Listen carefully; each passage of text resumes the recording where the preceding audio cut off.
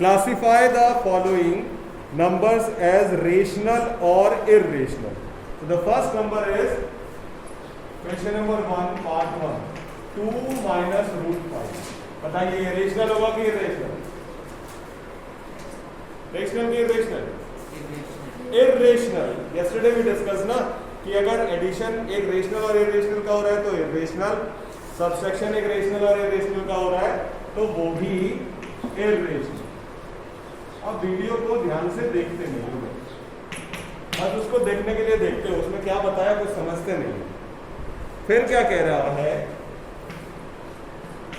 3 plus root 23 और minus root 23, इसके बारे में बताओ.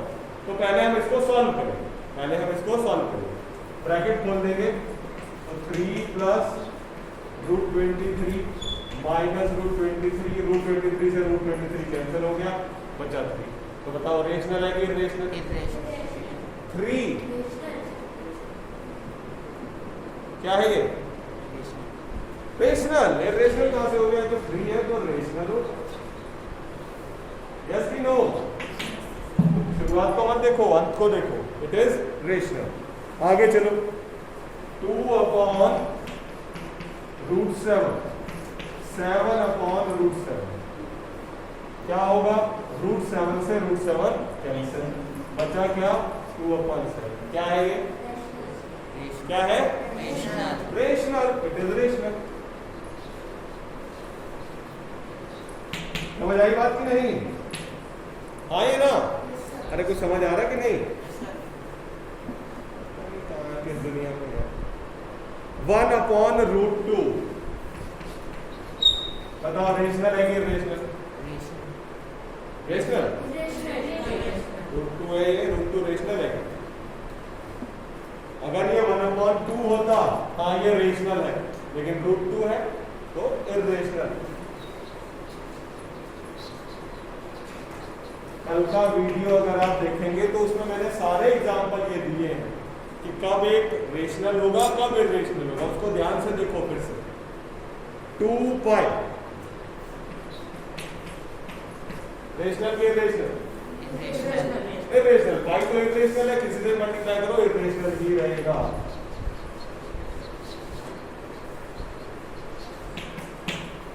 समझ आई बात? कोई डाउट है? पक्का? चलो अब आगे क्वेश्चन नंबर 2. सिंप्लीफाई करा रहा है. दो रेशनल का मल्टीप्लाई इरेशनल का मल्टीप्लाई कर रहा है. पहला क्या है? 3 plus root 3 2 plus root 2. 3 plus root 3 2 plus root 2 multiply करना. तो जैसे हमने पिछले साल सीखा बाइनोमियल का मल्टीप्लाई बाइनोमियल में. ये भी 2 टर्म है, ये भी 2 टर्म है, इनको दोनों को ऐड तो कर नहीं सकते. तो 3 का मल्टीप्लाई 2 प्लस रूट 2 और बाद में रूट 3 का मल्टीप्लाई 2 प्लस रूट 3. इतनी बात समझ आ गई? कोई डाउट है? अब 3 का मल्टीप्लाई 2 में होगा तो क्या आंसर आएगा? 6.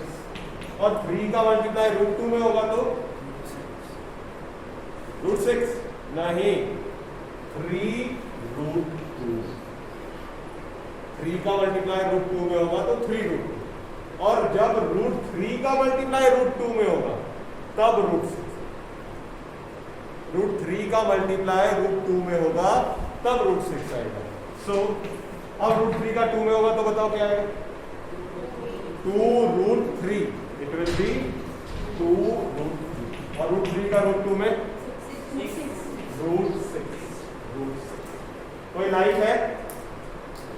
Can you find some like terms? No, all the terms are unlike. कुछ भी नहीं होगा. This is the point. समझ आई बात की? फिर से समझाओ एक बार. This is binomial, this is also binomial.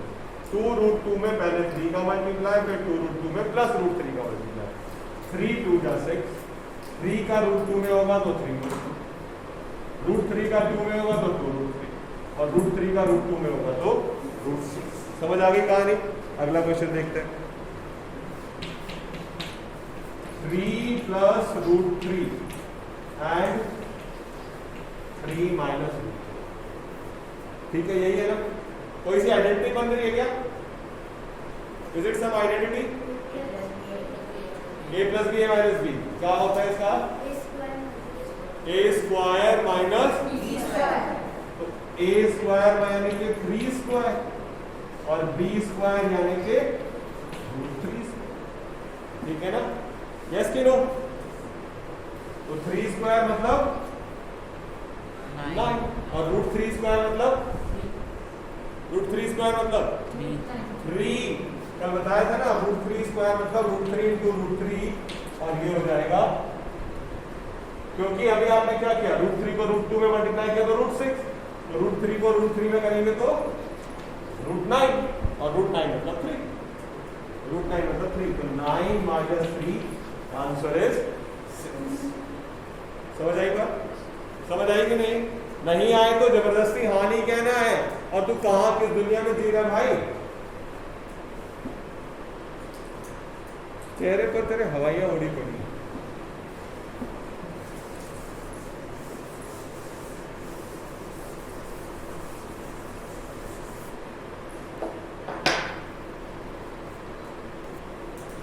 Let us see the third part of it, root 5 plus root 2 का whole square. Root 5 plus root 2 का होल स्क्वायर। चल बताइए a प्लस बी का होल स्क्वायर क्या होता है बेटा? a प्लस बी का whole square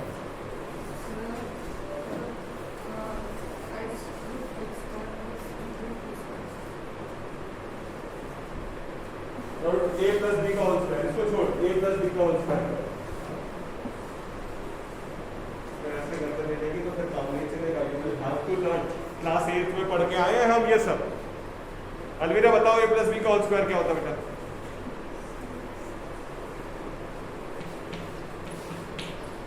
a plus B whole square is equal to a square plus b square plus 2ab। a की वैल्यू है रूट 5, b की वैल्यू है रूट 2, इसमें सब्स्टिट्यूट कर दो। सो रूट 5 का होल स्क्वायर प्लस रूट 2 का whole square plus 2 into root 5 into root 5 का स्क्वायर कितना हो जाएगा? 5। रूट 5 का स्क्वायर 5, रूट 2 का स्क्वायर 2, और ये क्या हो जाएगा? मार्क्सी बताओ बेटा, if we will multiply this all, what will be the answer? 20, root 20 की 20, रूट 20, क्यों? इस पर रूट का है,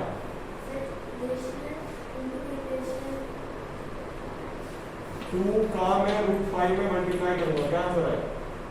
रूट 10। रूट 10 कैसे आएगा? इसका आंसर क्या आएगा? तो फिर पहले वाले का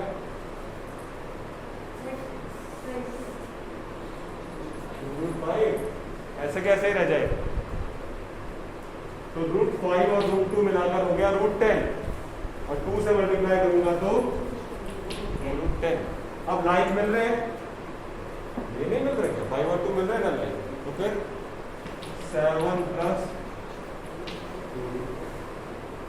7 प्लस 2 रूट 10। समझ आई बात क्या? हाँ हाँ,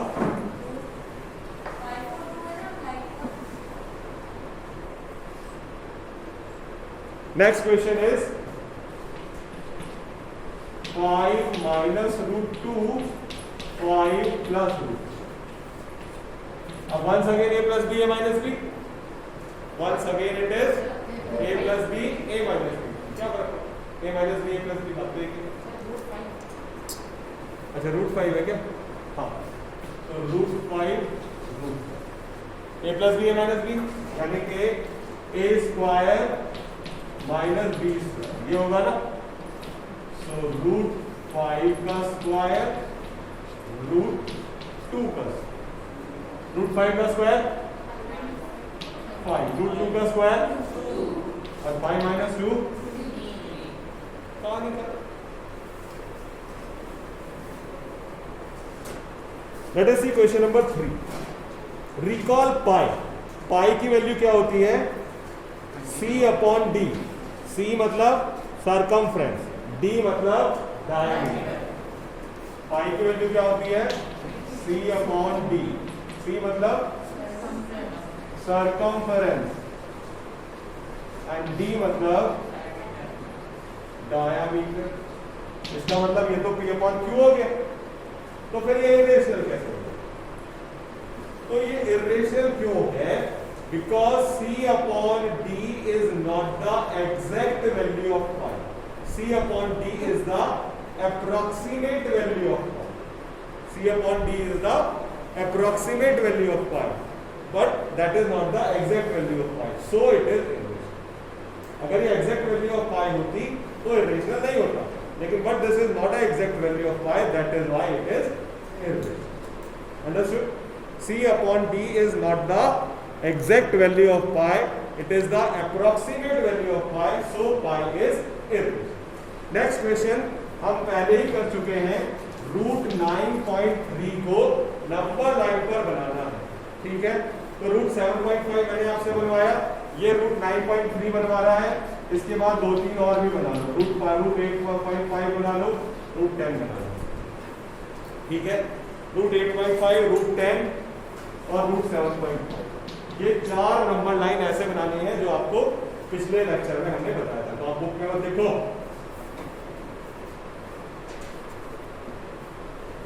Once this is done, then I will tell you how to rationalize the denominator. How to rationalize the denominator. ये अपने आप में काफी बड़ा टॉपिक है, इसको समझने की कोशिश कीजिए. क्या है rationalize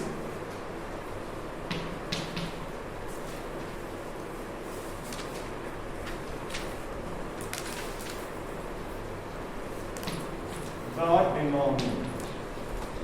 अब डिनोमिनेटर में इरेशनल नहीं बचना चाहिए.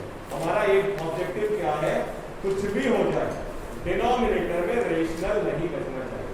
इरेशनल नहीं बचना चाहिए, रेशनल ही बचना. ठीक है, मान लो हमारे पास एक नंबर है 1/√7. अब √7 को रेशनल कैसे बना सकते हो? कुछ भी आप चाहो जो कर सकते हो. √7 को रेशनल बनाना है. ये √7 इरेशनल है ना, डिनोमिनेटर इरेशनल है. आपको इसको कुछ भी करके रेशनल बनाना है. आप इसके लिए कुछ भी कर सकते हो. मतलब √7 का स्क्वायर. देखो, किसी भी फ्रैक्शन का हम स्क्वायर ऐसे ही नहीं कर सकते. स्क्वायर किया तो बदल जाएगी. फ्रैक्शन का ओरिजिनल फॉर्म नहीं चेंज होना. आपको कुछ ऐसा करना है कि वो चेंज नहीं हो. आपने थोड़ी सी तो बात पकड़ ली कि हमें इसका स्क्वायर करना पड़ेगा. तो स्क्वायर करने के लिए हम क्या करें? √7 से न्यूमरेटर डिनोमिनेटर दोनों को मल्टीप्लाई कर दें. √7 को न्यूमरेटर डिनोमिनेटर को मल्टीप्लाई कर दें. तो न्यूमरेटर क्या हो जाएगा? तो देखो, ये कैंसिल हो गए तो कुछ फर्क ही नहीं पड़ा. ये वही है फ्रैक्शन, है ना. तो लेकिन सॉल्व करेंगे तो फर्क पड़ जाएगा. √7 ऊपर हो गया, √7 नीचे हो गया. √7 का √7 में मल्टीप्लाई करूंगा तो क्या हो जाएगा? न्यूमरेटर में कुछ भी रहे, मुझे नहीं फर्क पड़ता. Rationalise the denominator. सिर्फ डिनोमिनेटर में रैशनलाइज करना है मुझे. न्यूमरेटर में बच रहे हो. समझ आई बात कि नहीं? बात समझ आएगी नहीं? तो अगर सिंगल नंबर है 1/√2, क्या करोगे? अब कैसे करोगे? ऊपर करके बताए तो कैसे करना है? √2 से न्यूमरेटर डिनोमिनेटर में मल्टीप्लाई कर देंगे. तो क्या हो जाएगा? √2/2. समझ आई बात नहीं? हाँ, 1/2 से मल्टीप्लाई करेंगे तो क्या होगा? 2√2. तब भी रेशनलाइज. 1/√2 से मल्टीप्लाई करेंगे तो क्या फ्रैक्शन वही रही? फ्रैक्शन थी 1/√2. आप कह रहे हो मैं इसे 1/√2 से मल्टीप्लाई कर दूं, ये 1/2 बनी. क्या ये दोनों फ्रैक्शन सेम है? ये दोनों फ्रैक्शन सेम है. ये दोनों फ्रैक्शन सेम है. तो हम 1/√2 से नहीं √2/2 से मल्टीप्लाई, ठीक है ना? समझ आई बात? तो अगर सिंगल इरेशनल नंबर है तो आप उसी से मल्टीप्लाई कर दीजिए। ऊपर कुछ भी लिखा हुआ है 3 + √5/√5। क्वेश्चन ऐसे आएगा 3 + √5/√5 कह रहा है रैशनलाइज द डिनोमिनेटर। क्या करोगे? √5 से न्यूमरेटर और डिनोमिनेटर दोनों को मल्टीप्लाई कर देंगे। वही तो करना है अभी भी। तो ये √5 नीचे तो 5 हो गया, 3 का √5 में मल्टीप्लाई 3√5 और √5 का √5 में 5। समझ आई बात कि नहीं? यस कि नो? तो हाँ नहीं आई, आ गई? तो इस तरह से सिंगल टर्म का होगा। सर ये 5 तो क्या? कौन सा 5? सर वो है ना वो 5 के साथ उधर √5 + 5 ये ऐसे ही रहेगा। ये 3 गुलाब जामुन है, ये 5 बर्फी है, आगे नहीं होंगी, समझे? ये 3 गुलाब जामुन, वो 5 रसगुल्ले, अलग, कुछ भी नहीं हो सकता उनका, अलग ही रहेगा। समझ आ गई बात? So this way you will have to complete up to question number 4 in exercise 1.5.